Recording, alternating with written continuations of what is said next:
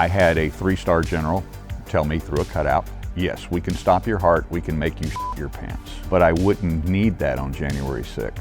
He said, all I would need is 4 or 5 of my best men to make January 6th happen. Who did the central planning of that? Somebody did. It was very careful planning with military special ops precision. Care to speculate? If it was a privately funded group, they would have been busted by now.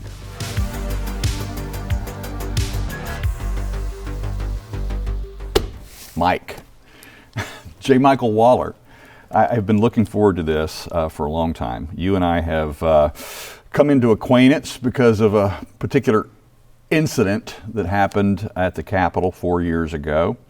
And since then, I have had the great pleasure to get to know you better, not only on a personal level, but also as a result of this and some other of your work.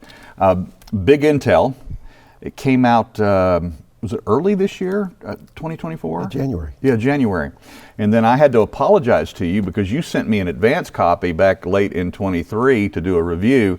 And because of what was happening, not only at the Blaze and in my own personal life related to that incident 4 years ago, I wasn't able to get to that review till some months later. So I finally got to it. But thank you for being here with me today. It's great to be with you here. Yeah. It's been 4 years, can you believe it? I know it. It has been. And let's start there, because we'll go back and get some of your background for those who are unfamiliar with you. But I want to start with what happened at the genesis of our relationship. And it was not something that I had planned on, being in DC on January 6th and then of 2021, and then it becoming what it was. Of course, there's a lot of accusations that people make that I was somehow knowledgeable about what was going to take place. Even the FBI and the Department of Justice originally insinuated that about me. They told me that I went to DC on January 6, 2021 with the intent to profit from an illegal event. And they were going to charge me originally with a felony interstate racketeering. So the only way that could have been true is that I crossed state lines with the foreknowledge that criminal event was going to happen, and that I intended to profit from it by selling my videos to news organizations. And of course, nothing could be further from the truth. I had no idea. They were projecting. Right. And so it happened. The day happened. I came home. I spent 5 days doing frame-by-frame analysis of my video. I started writing. And on January 13th, 1 week later, I published my first article on January 6th. And it was simply titled What I Saw at the Capitol on January 6th. And as soon as that goes out, I start getting messages from other people saying, you need to read this article. And it was by a guy named J. Michael Waller. So I did. And I think it was immediately thereafter we exchanged messages, and take it from there. I mean, what was happening on your side?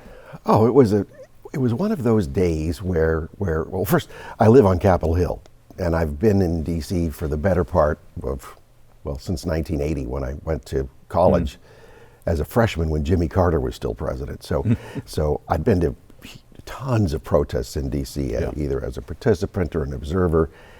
And this was the morning of January 6th. It was just another morning, and I didn't want to go to this protest. I didn't want to get up, and it was kind of depressing because I thought you've got this Obama, warmed over Obama crew coming in to take over under Biden, and it was just kind of like, well, no. And then we said, well, you know what? We need to have one last time to see real Americans getting together. Right. And let's just go out and be there. So we went out and we walked from Capitol Hill. Trump was still giving his speech at the White House, so we walked toward the White House. It's about 1.5 miles.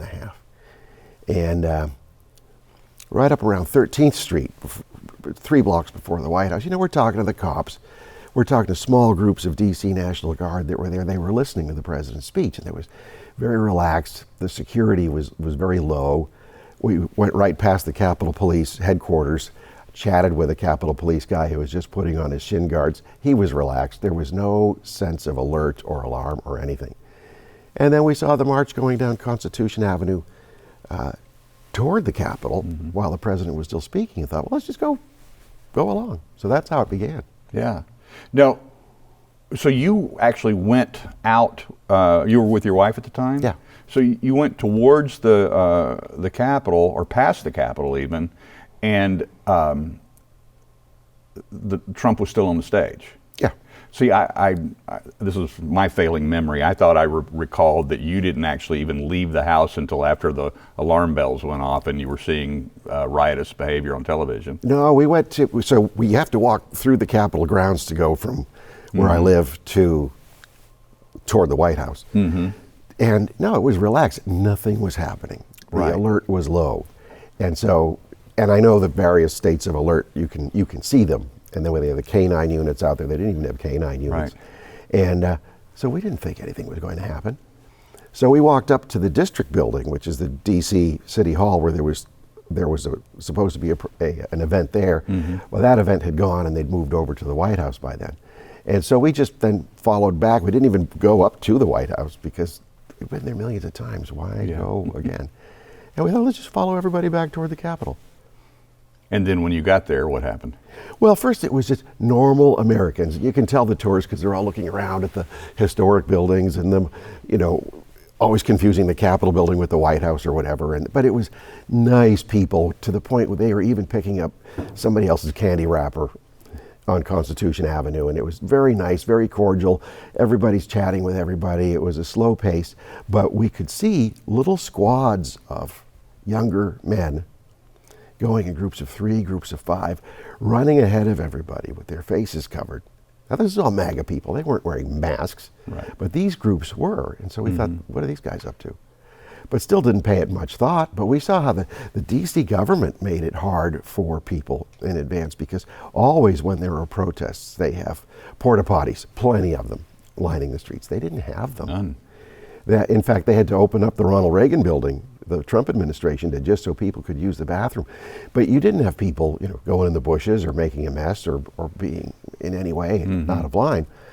And then down by the Canadian Embassy, there was a group of porta potties as you got closer to the Capitol. But for hundreds of thousands of people, it wasn't enough. Yet people were still orderly and still polite, except for these squads. So it turns out we were about 3 blocks behind Ray Epps and his group. Never heard of the guy before, didn't know anything that was going on. So we were toward the beginning of the march, but we were not at the beginning of the march. We just happened to see them coming by, looking down the street. But going on the Capitol grounds, well, the hurricane fence is down. It was up just the other day. This is all open area. The bike rack barriers were stacked perpendicular to the entrance, as though in an orderly way, as if somebody had opened them. There were no Capitol Police to be seen anywhere, no K-9 units, no loudspeaker system, which they practice all the time because we can hear them from the House. So we thought, this is really weird. You've got a joint session, or both houses of Congress are in session, and you can tell because the flags are up over the House and the Senate chamber, and zero security.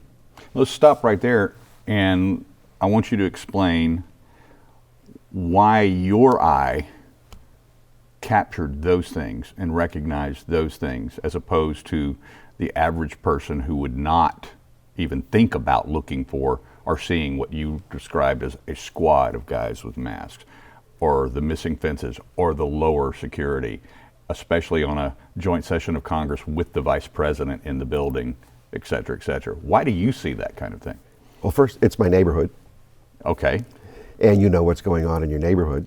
And you know the beat cops in your neighborhood if you care to walk around. Yeah. I'd had on and off relations with the Capitol Police since 1983. So I knew them, I knew how they work. In fact, when I worked as a Senate staffer, and it was in a Senate annex for a while, which is now the Capitol Police headquarters. So these are my neighbors. Okay. In fact, the Capitol Police have jurisdiction over my house. All right. So you just notice these things, and when they do their regular drills for the loudspeaker system, you know they've got a built-in loudspeaker system because you can hear it from the house. Right. And but you pay respect to the security protocols too, so you don't go, when they've got the hurricane fence up, you know that something is going to go on. You don't interrupt it, you just happen to know. Yeah. But also, I'd been involved in protests for a long time with Young Americans for Freedom and college Republicans, going all the way back to Reagan's first election. And so you know what to do and what not to do, and you know how the protest security works. And then I've been to a lot of left-wing protests too, as a provocateur of sorts. Talk about that. Well, it started in the 80s when the Washington Post was covering all these nuclear freeze protests, unilateral nuclear disarmament protests. And these were organized by the Communist Party, but the Post would never report that. So we would go march, and our hair was sort of down to here, and we would get dressed up grungy, and we'd have hammer and sickle flags walking among the communists just to show these were real Marxist-Leninists who were running these protests. So you were running actual false flag operations? Yeah. Yeah. Yeah. As a kid, we didn't know what we were doing. Nobody put us up to those. Is this the only country you've done that in? No, and that's how. I didn't want you to ask me that. Well, I mean, if we're gonna talk about this book, you're gonna have to give away some of your. You gave away a lot of your secrets here in Big Intel. A few. Well, there was an event in the Soviets spent a lot on active measures. Yeah. These were covert political campaigns to undermine us, to undermine our military allies, to undermine NATO. And so when I was a college kid in the early 80s, that was the peak of their active measures time. And they had an international organization called the World Peace Council. And so we went to a World Peace Council event that they had in Denmark. It was the biggest event they'd had outside the USSR in years. And young people didn't want to join these things anymore to speak of. It was mostly, Vietnam era, Vietniks and old red diaper type people. But so they were eager for younger people to join. So we set up a Marxist front group, pretending to be a Marxist front group, and they were happy to have us go. So we went there, but we went for the purpose of disrupting it. And it was amazing what you can do for very little. So we were there, tightly controlled, Soviet-controlled thing, but to make it look like it was very broad and very ideologically diverse. And we noticed that the Greens Party, the left-wing environmentalists and so forth of Europe, were being frozen out. They were on the planning committee, but when the conference, the whole big event, jamboree began, they were not allowed to actually run it. It was all Soviet security running the whole thing. So we're doing this in kind of hopscotch order here than what I would normally do. Normally I would have you go through your bio first of all, but let's do a quick lightning round on your bio, how you got into that, because you've been working within and part of the IC, intelligence community and such for a long time. You basically started there, right? Well, it actually started on my own in high school. I got involved in the anti-nuclear environmental movement. They were building a nuclear plant in my home state in New Hampshire.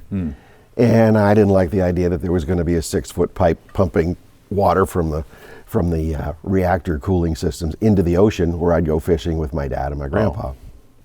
That's how I got involved as a real environmentalist. Yeah. So,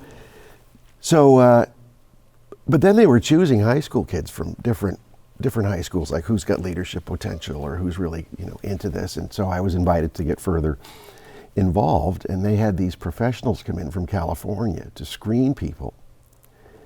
And I was one of those who was picked, and they put me in what I later learned was a struggle session to tear myself down, to tear myself apart. And they said, why do you want to be involved in our movement? And I said, well, because I care about the environment. And their attitude was like, you stupid kid. This is all about overthrowing American capitalism.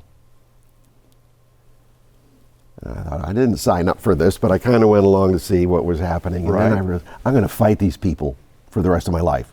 So that's how it started on my own. So in college then, in going to George Washington University, which has a downtown campus right next to the White House, fall of 1980, Reagan's elected president. So I cast my first vote for Reagan, absentee, but showing voter ID and telling the town clerk that I was going to be away for a legitimate reason. it was an exciting time to be there, and I was an intern in the U.S. Senate, and it was just a really great time. But there were all kinds of anti-Reagan protests, and I thought, well, people have to go in and expose these guys. I know what to look for now as a kid. And then I met with other journalists and conservative people and other former leftists who came out to expose this. And I was, when David Horowitz and Peter Collier first came out, and those guys, they were a big influence. Yeah. And they said, well, let's expose this stuff, not just by writing about it, but going in and dressing up like them and carrying that Soviet banner and exposing it for what it is. So that's how it started. And then through that, I got involved with the White House on being a student journalist going to Central America with the Nicaraguan Contras to overthrow the Sandinista government. And as a part of that, that was my entry into working for CIA Director Bill Casey. Okay, so we'll get back to that, but you, by doing these things, let's go back to January 6th. We're jumping back again. So you recognized on January 6th activities that you had been involved in 40 years before that. Yeah. Specifically, I mean, because when your article came out, I think it was the same day as mine. Either it was the 12th or the 13th. Yeah. Mine was on the 13th. And so our readerships were cross-pollinating the two of us and telling us about each, because we basically saw the same thing. Now, I didn't see it through the same lens of experience that you had.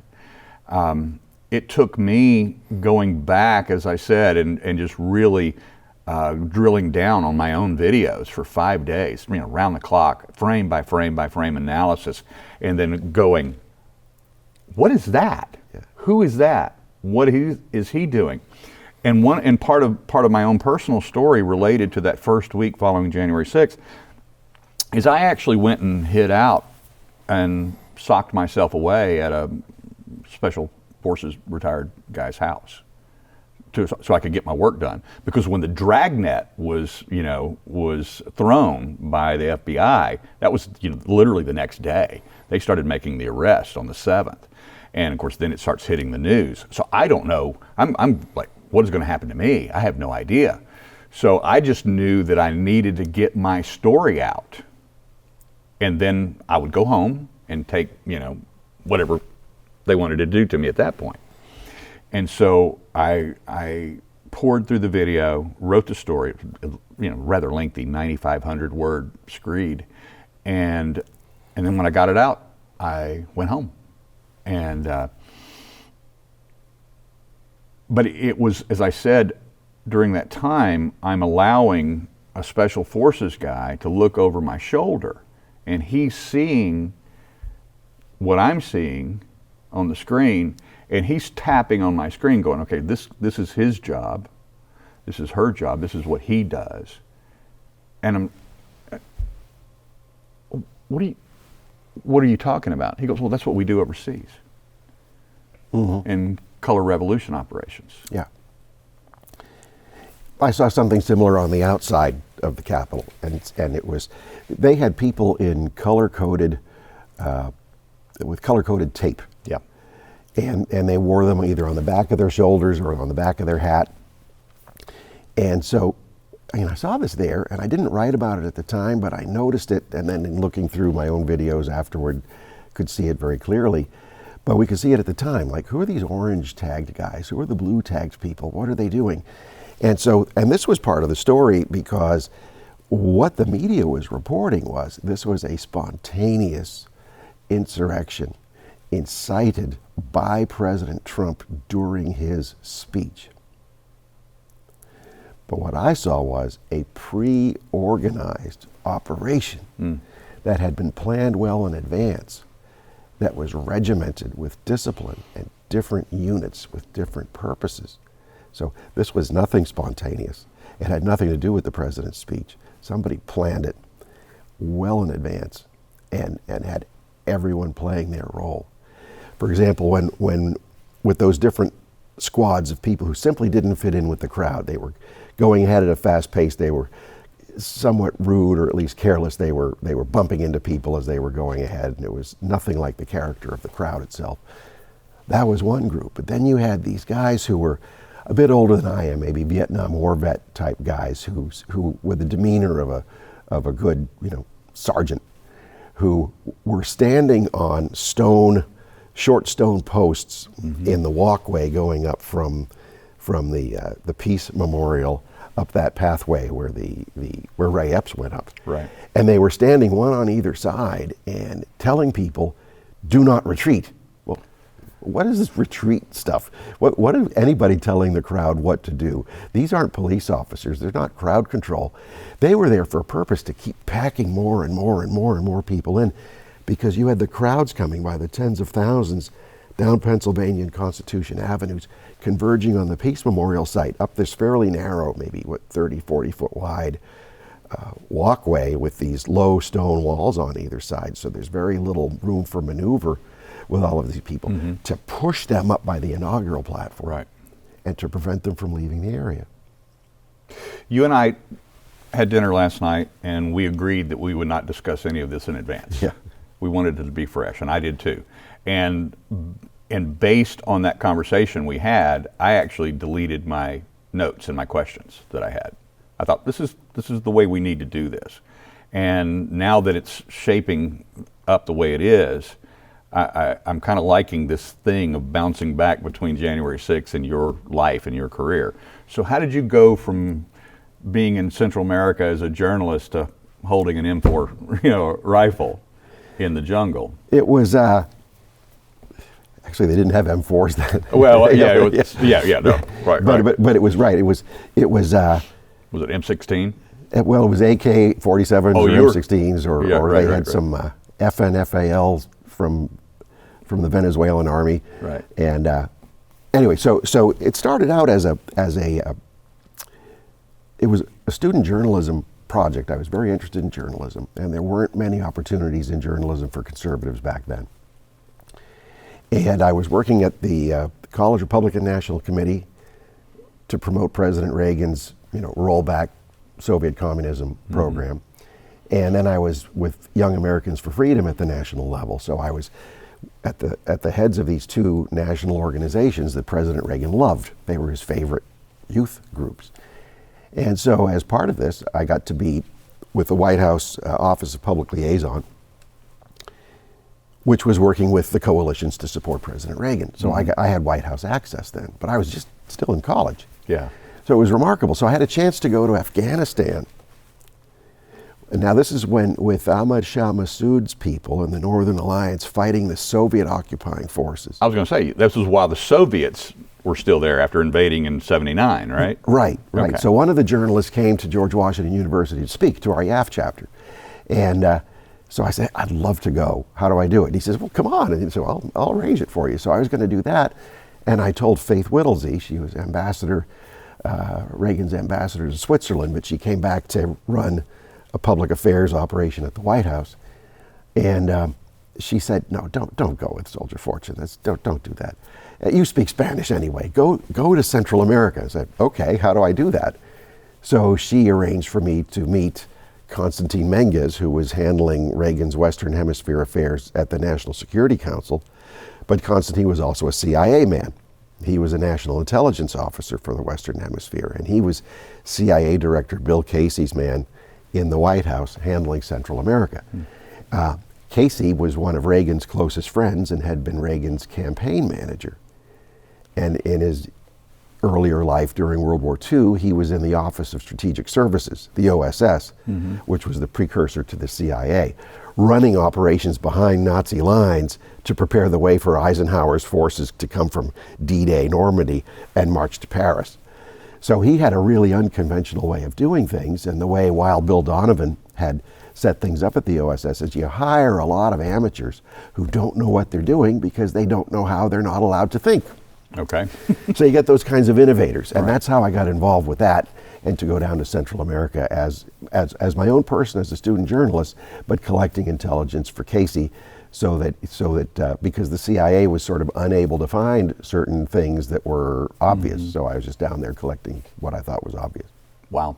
So then, what was your next step in terms of moving forward career-wise? Because, look, when I read through Big Intel the first time, the first thing that really jumped out to me was you're a pretty rabid anti-communist.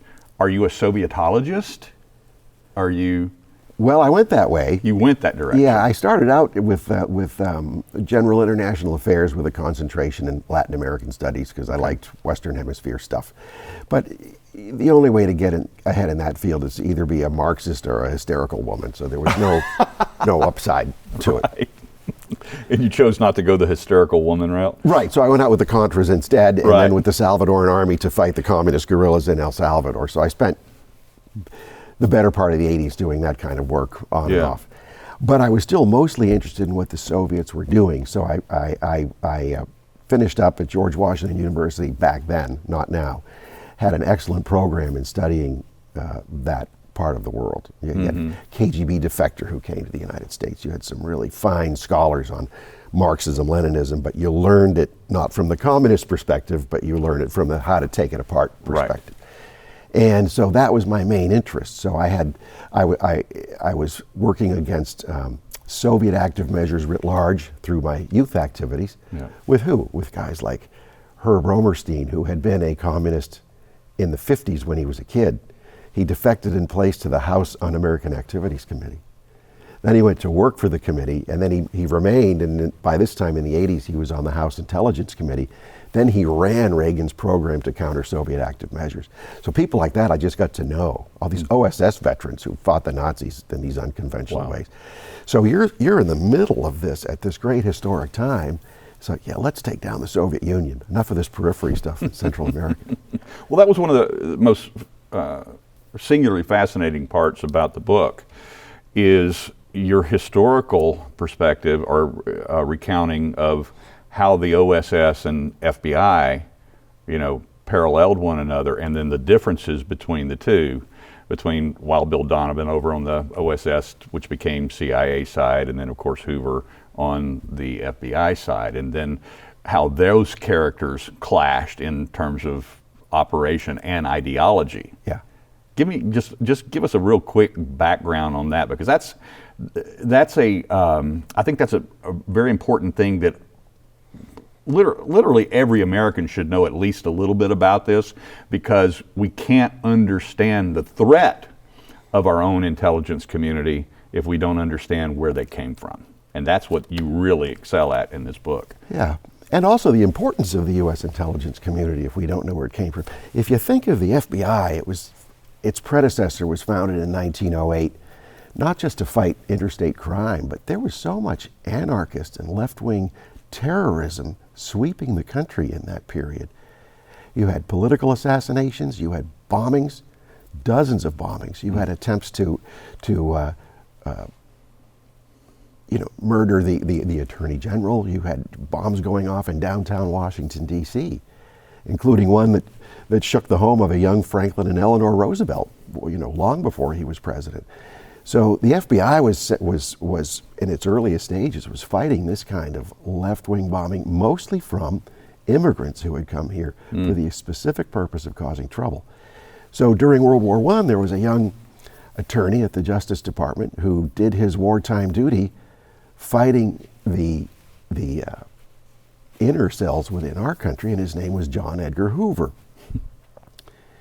Hoover his first job was to hunt down subversives. And one of his earliest actions was to round up foreign-born radical socialists, communists, and anarchists, put them on a ship and send them back to Russia. And mass deportation? Mass deportation of targeted communists and anarchists and socialists. Wow. Sent the them people back. we should be deporting. Exactly the people we should be deporting. And he was only in his 20s when he did this. And he requisitioned a retired U.S. Navy ship from World War I. This was just just a few years later. And he brought a congressional delegation to go up and to watch this deportation. So then you had more waves of terrorism. So then he wrote up lists of places, radicals to be raided, and worked with the local law enforcement across the country to do this. But of course, you just had, basic telephone and mostly telegraph services there, and it was a good try, but it didn't get a lot of the bad people that needed to be gotten. It got some innocent people, but what he was doing was fighting communist, Marxist, anarchist subversion, the same stuff we have today, right? But before it could infiltrate our system, right? To get them out of the country. Yeah. Imagine had he succeeded at that. If he had. Imagine him if he had 100 years later. Well, how much better would our country be if he had rounded them all up and deported them 100 years ago? What stopped him? Public outcry, lack of resources, lack of laws. Didn't have laws for a lot of these things. But isn't it the right, it's First Amendment protected activity to have those viewpoints and those radical ideas, even if those radical ideas lead to ultimately the overthrow of the Constitution? No. It's not. No, when you come here to this country, you take an oath that you will uphold the Constitution. You take an oath that you're not part of some order that's going to overthrow our Constitution. So they lied when they came here. They lied when they took their oath to either get a visa to come here or to become citizens of the United States. So send them back. And so those 40 million people that have crossed our southern border in the last 20 years haven't taken any oath, right? No oath at all. So we have no contractual relationship with them. Get them out. Now you're contrarian to a lot of modern historians and particular media punditry as it relates to J. Edgar Hoover. Yeah. You're a fan. Yeah. I didn't start out as I respected him for what he built. I thought he stayed way too long. And anyone who's going to imagine being director for 48 years. Right. First, it's way too long. But even if you're director for 4 years, you're going to make mistakes. But look at what he did right. What did he do? As director, he was not only enforcing the few laws that there were to enforce, he was not only cracking down on interstate crime and organized crime, right. He was warning our country about where we were headed based on what he saw. He said, you have communists coming into this country, they're infiltrating our media, they're infiltrating our universities, they're infiltrating our public schools, they're infiltrating our seminaries, they're infiltrating entertainment and government. We have to be vigilant against this. He was calling for this since the 1920s. Is the allegations of his cross-dressing or closet homosexuality a lie? I think if they were true, he'd be the poster boy of the FBI today. They'd have him in rainbow colors. That's a great answer.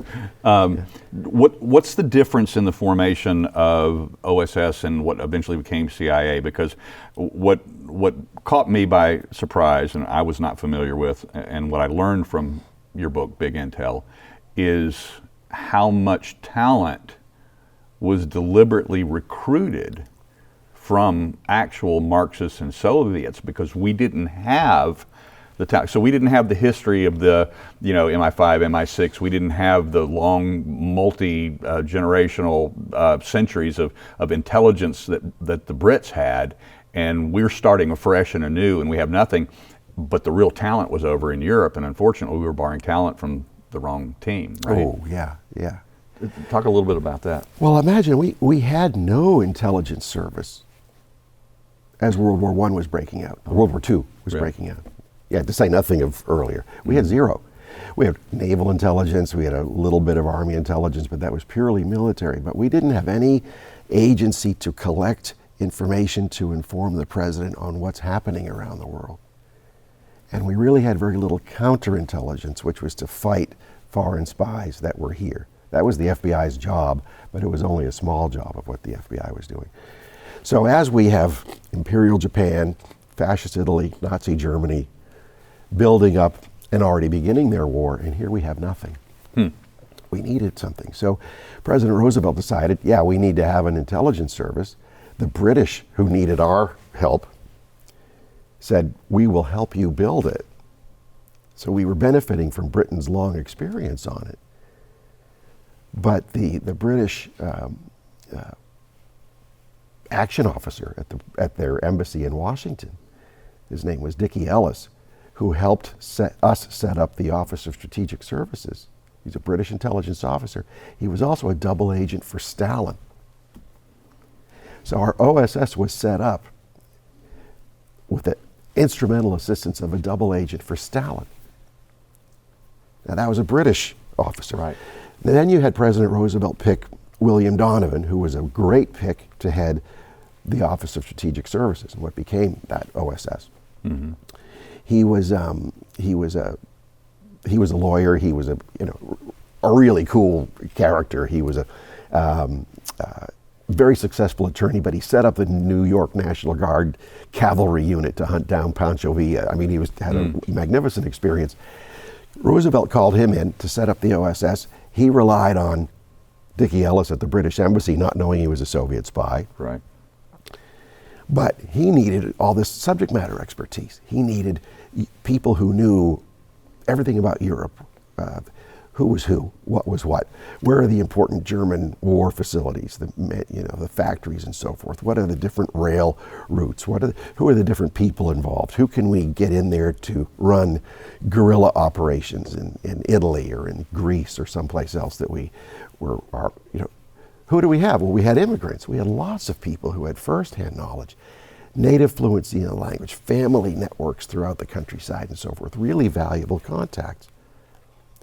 But a lot of these people had fled because they were communists, and they came here. And instead of pledging allegiance to the United States in a serious way, they came here with the agenda to ultimately overthrow the United States, starting by ending World War II on Stalin's terms, not on our terms. Right.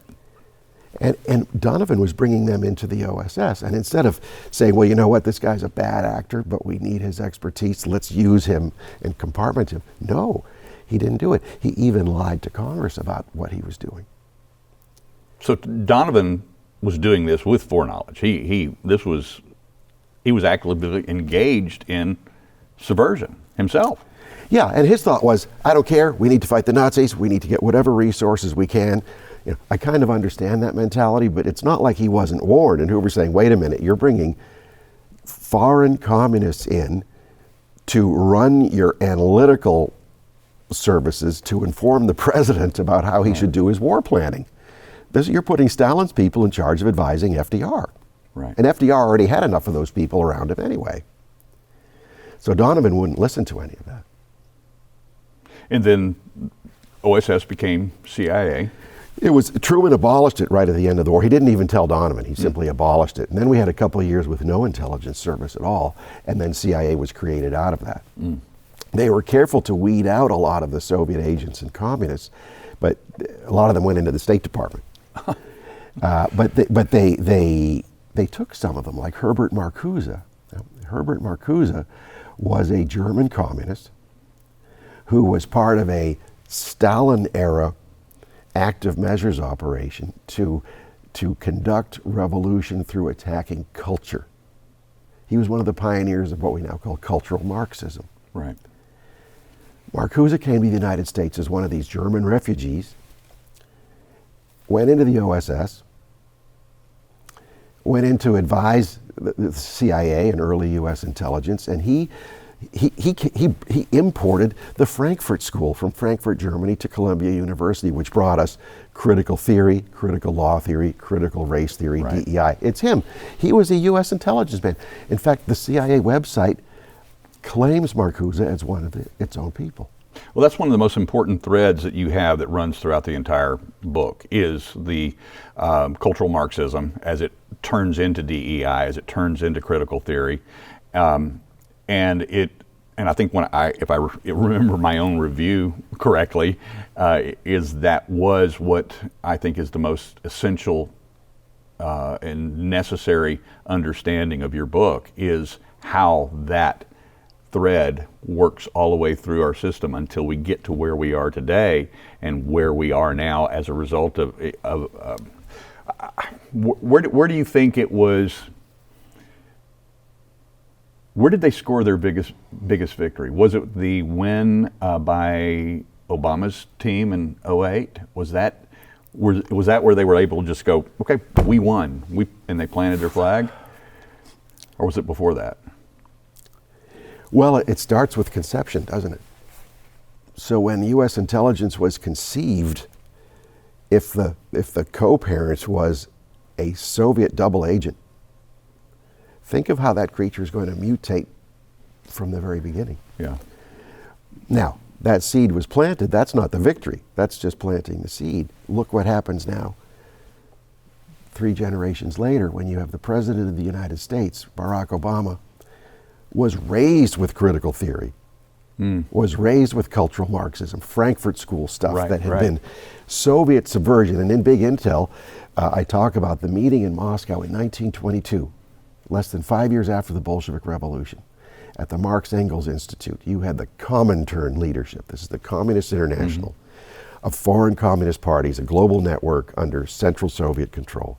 And they met in Moscow with the head of what became the KGB, Felix Dzerzhinsky, to map out this revolution that was first going to take place in Germany and then move further on, because they realized we can't take down the West through violent Bolshevik revolutionary means. We need to subvert it from within and get it to attack itself from within.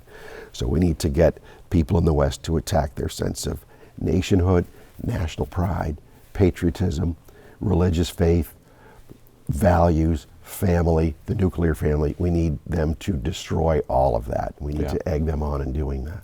But we also had, during that time, we had the end or the fall of the Soviet Empire as precipitated by actions from, as we credit Reagan for that. Yeah. But that didn't end it. What did they retrench? Did they refocus? It got a life of its own, because at first you had a controlled intelligence operation.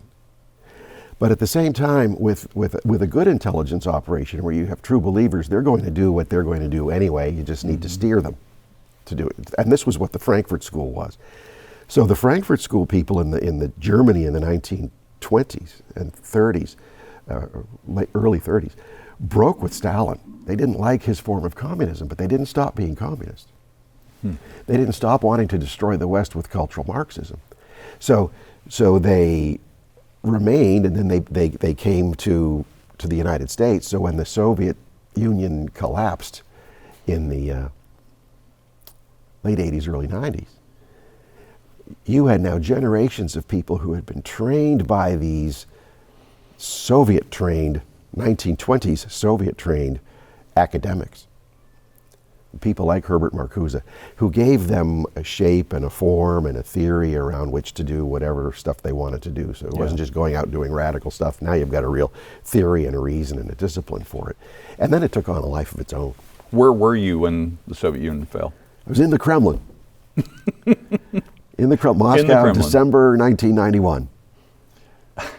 What were you doing there? Stuff. In all honesty, were you doing things that you still, because of oath and your honor to processes of being, God and country, that you can't talk about?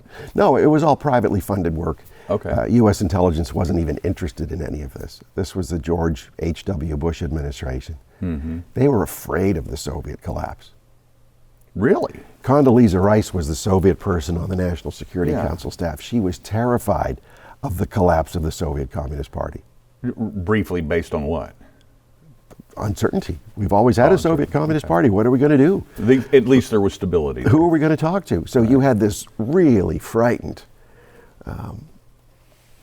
timid crowd leading the White House.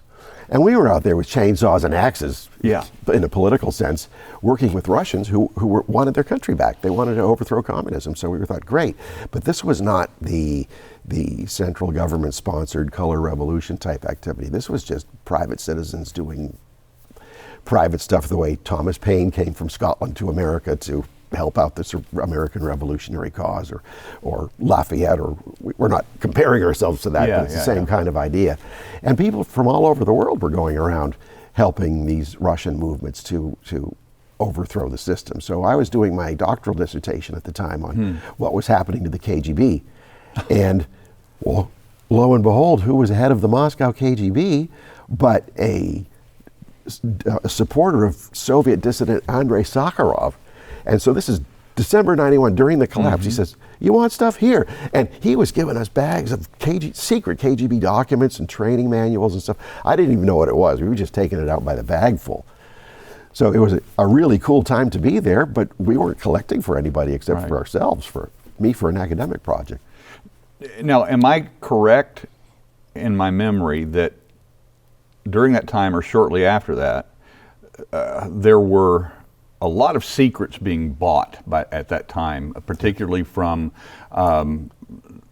Soviet intelligence, Soviet military, Soviet scientists, defense technologies that they had that we started buying? Was that being funded by private companies, or was the United States government purchasing this directly? First, it was private companies because they can move quickly and they can take advantage of opportunities. We had opportunity to do it on our own, but I wasn't in that mode, and I didn't have that, that thought process to say, hey, we can buy this stuff up. We were just like swiping stuff from the KGB and pulling it out. But there were business. You could go in, you could buy anything you wanted at the time. And so when you had companies going in saying, let's get these advanced technologies, just think, the Soviet system's collapsing. Everything is centrally controlled, and you have people, scientists, technologists, inventors, who don't know where their next income is going to come from. There are no laws anymore because the Soviet system's collapsing, and it's a corrupt system anyway. So, here, you want this? You can have it for $10,000, and it's some hugely valuable piece of equipment. Then you had other ones who had a sense of conscience. I knew these two Soviet scientists, Vilmir Zayanov and Vladimir Uglev. They invented a binary chemical weapon that could kill people, a nerve agent, in microdoses. It was called Novichok. They could have sold it to anybody they wanted to, but instead they gave the knowledge to the United States, and Vilmir Zayanov ended up teaching at Rutgers University. Did the Soviets have viable technologies that were more advanced than ours at the time? They did. Here was the Like thing what? about the Soviet system. You had these closed cities. Nobody could go in or out without authorization. And these closed cities were where the scientists and the techies lived, because they needed to think freely and speak freely. And they could. And they could. There. Right. So these physicists, you can't be forced to just look at a certain thing as a physicist. You have to see everything. So this is where Andrei Sakharov, who was the founder of the Soviet H-bomb, became a political dissident, because he was always in search of the truth in terms of physics, and he had a sense of conscience about him. So you had lots of scientists who were eager to sell whatever they had, and had developed some really high-end technology, whether it's on the nuclear front, which was on the chemical front, both civilian, they'd have civilian purposes, but there was no way to bring it to market in the Soviet system. So they had even radio devices to manipulate people's sentiments and impulses and thought processes. They can drive you insane. Well, all right. I'm glad you brought that up because one of the things that I have been investigating for almost 4 years now, 3.5 years at least, and this is a direct result of information that I learned because of my investigations into what we had talked about previously related to January 6th, who these provocateurs might be, who these people that were guiding and directing and pointing and saying, come this way, go this way, and don't retreat, as you talked about. Chasing those rabbits took me in a direction I never anticipated. And I started studying these, what they called back in the 50s, the Soviets called them psychotropic or psychotronic weapons. Yeah. And then with the fall of the Soviet Empire, it appears that we were purchasing some of that technology as well. And it was much more advanced than ours, our versions of it, of whatever our scientists, military, or even our intelligence community were using at the time. Were you involved in any of that?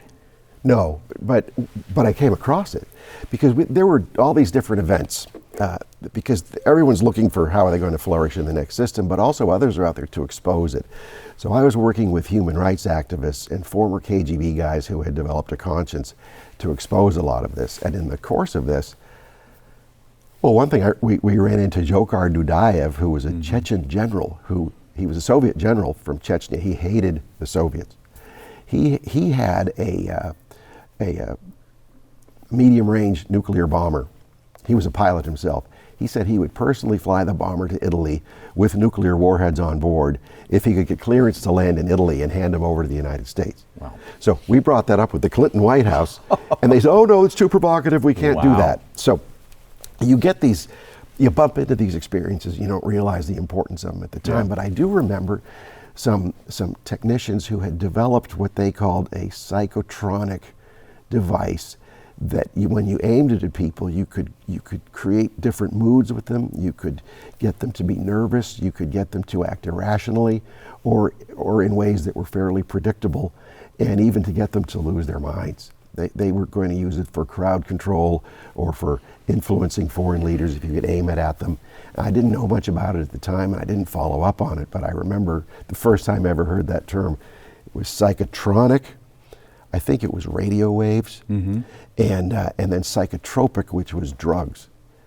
And it was people from the KGB who had brought this up at an event we had, and I said, well, can we see this stuff? And they said, yeah, but then we never followed up. We were just too busy doing other stuff. Well, there was, a recent congressional hearing. It was back in May of this year.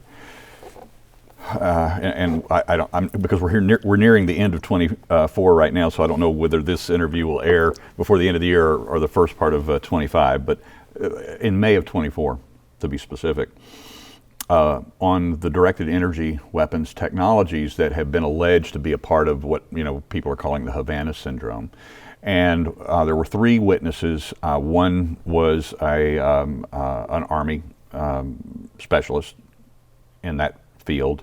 Another was he's a journalist and a IC guy, dual career kind of guy from Germany. And then the third witness is a very high-powered DC attorney representing clients who have mostly from the State Department, as well as CIA and others who have been injured allegedly by these directed energy weapons. And during this congressional testimony, over and over and over and over again, the three witnesses refused to answer certain questions. It was actually very bipartisan. It was not contentious. Both Democrats and Republicans were trying to get to understand what these weapons were, and on numerous occasions, the witnesses were saying, respectfully, sir, ma'am, I can't answer that question unless we're in a SCIF, secure meeting, indicating that there's much more capabilities and technologies than even what the Soviets had. The way that I understand it is once we started buying some of this technology in '91, we put it on steroids at that point. Our laboratories are better, science is better, our capabilities are better. And then I've come into contact with individuals who have assisted in the development on the engineering side, both for operationally, but specifically for operationally in the field. In that congressional testimony, they indicated that in '91, the Soviets had what they referred to as a backpack-sized directed energy weapon that could be used to facilitate exactly what you were talking about. Agitation, could make somebody go insane. I had a 3-star general tell me through a cutout that, and this is an exact quote, he said, "Yes, we can stop your heart, we can make you shit your pants." And then he finished that quote by saying, "But I wouldn't need that on January 6th. He said, "All I would need is 4 or 5 of my best men to make January 6th happen." It's a 3-star general, SOCOM. What's your response to that as you look back 4 years at January 6th? Well, anything's possible. If you look at, that was a coordinated action. We still don't know who coordinated it. Right. There's been no FBI most wanted notice for the actual leaders who planned that violence. There's no wanted notice. No one's ever been charged or convicted or anything. So, well, there were those that were accused. I was there sitting in the courtroom when the federal prosecutor pointed at the Oath Keepers and said they were the tip of the spear. They were the leaders of the insurrection. They weren't even on the campus when the violence broke out. Yeah. It was a lie. So that's a big black hole. Yeah. There is no tip of the spear. Why? Why hasn't that been the number one priority? To find out who did. Who did the central planning of that? Somebody did. It was very careful planning with military special ops precision. Military special ops precision. Care to speculate? You know, it could be anything from if it was a privately funded group, they would have been busted by now. Why is it that Senator Ted Cruz had to demand repeatedly, were there any FBI agents or assets involved in the planning or execution of criminal acts of violence at the U.S. Capitol on January 6th? And the FBI kept saying over and over, can't comment, can't comment, can't comment. It's a yes or no question. Yeah. Senator Ron Johnson's been there. A lot of people on the House have been there. No answer. So why is the FBI stonewalling on the biggest question of our time? I have a member of the Special Forces unit that's largely unknown to the American people. It's very small. There's only 102 members of this particular unit. And one of these retired members happens to be an expert on whatever came of that Soviet backpack weapon in the development and the use, deployment of this technology, both overseas and domestically. He sat down with me one night in a black bag. Our phones were in Faraday cages meeting, and he asked me not to reveal the current capabilities of that weapon for national security reasons. He told me that there were legitimate concerns and why we shouldn't do it. And in that meeting, I challenged him on some ideas about how and maybe why it could have been either members of his unit could have been operational on January 6th. I have no evidence whatsoever that this type of weapon was used, what they refer to as an agitation weapon. I have no intelligence, I have no proof that it was used whatsoever. I'll be very clear about that. But I was able to challenge him enough to the point where he agreed that there are elements within that community, because of their politics and because Trump had been presented as Hitler reincarnated, that even some members of that unit could be convinced to operate against him. Is that viable? Well, think of it. Think if you were to go back to the OSS times. Let's say we had something before the OSS, and we had the power of looking into the future somehow. And you're a young American special ops guy, and you have a chance. Here's this Russian agent who's going to commit mass murder and start a world war. You can stop him, and you can change history. So imagine you've got this drumbeat. Trump is Hitler, Trump is Hitler, Trump is Hitler, Trump is a Russian agent, Trump is a Russian agent, he's a traitor to the country. It wouldn't take much for a patriotic American who really believes he's doing the right thing and who has the right training to think, I can be the man to stop a Hitler from taking over our country. Or someone that could groom young, disaffected men to take a shot at a presidential candidate? Sure. Sure, you're larger than life now. You have meaning to your life. You've prevented Hitler from taking over your country as a Putin tool. And let's remember, these people rightly complaining about Putin, although they were before Putin, before they were against him. Mm-hmm. They literally welcomed him taking power. Right. He had 2 members of my editorial board murdered, and 9 other people I know were pushed out of windows or shot or poisoned. So you know, but to see these other people, the Mike McFalls of the world and the others, being so staunchly anti-Putin, I remember when they were pro-Putin. Right. And all of a sudden, so why this big reversal? And why this allegation that Trump is a foreign enemy? He's not just a bad person who we don't like. He's a foreign enemy and he's Hitler. Well, of course that's going to rile people up, especially disaffected or alienated young guys who are not in the military, but they're LARPing their way through video games through life or something. This gives them meaning and purpose. Right. Mike, I'm telling you, I could have spent 3 hours with you just going through this. And I would recommend everyone pick up the copy. Obviously, you can do the audible version and as well. But I can't thank you enough for your assistance and your friendship over the last 4 years. The one thing that we didn't share, and I'll close out with this, is that after we made our connection, we became friends, and you are integral for me actually sitting in this seat right now, or to my sitting in this seat right now, through your referrals and recommendations to the powers that be, even here at the Blaze, and through another connection as well. But I have valued that friendship, and you also, even when I was first threatened with prosecution by the Department of Justice, you put Senator Ron Johnson on the phone with me.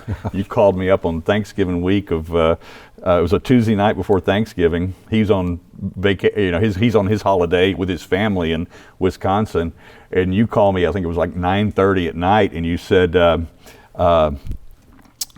Senator Johnson wants you to give him a call. Here's his number, and I went, what? And I said, okay, all right. When am I supposed to call him? You said, now. And I don't live in his district. I live in North Carolina. He lives in Wisconsin, and he was genuinely interested in my story and what was happening with me at the time. And thank you for that, and thank you for everything, and especially thank you for your friendship. Well, thank you for everything you do here, and your diligence in explaining something that no one had the granular detail that you had who was inside. You were so careful. You were so precise with everything, and you gave confidence to people like Senator Johnson that you're a trustworthy person whose data is gold and you can just take it all to the bank. A lot of people nationwide owe a lot to you for getting down to the truth of this thing, because if it wasn't for you and the Blaze, we wouldn't be anywhere near getting to the bottom of this. Thanks, Mike. Let's do this again sometime soon. Let's do.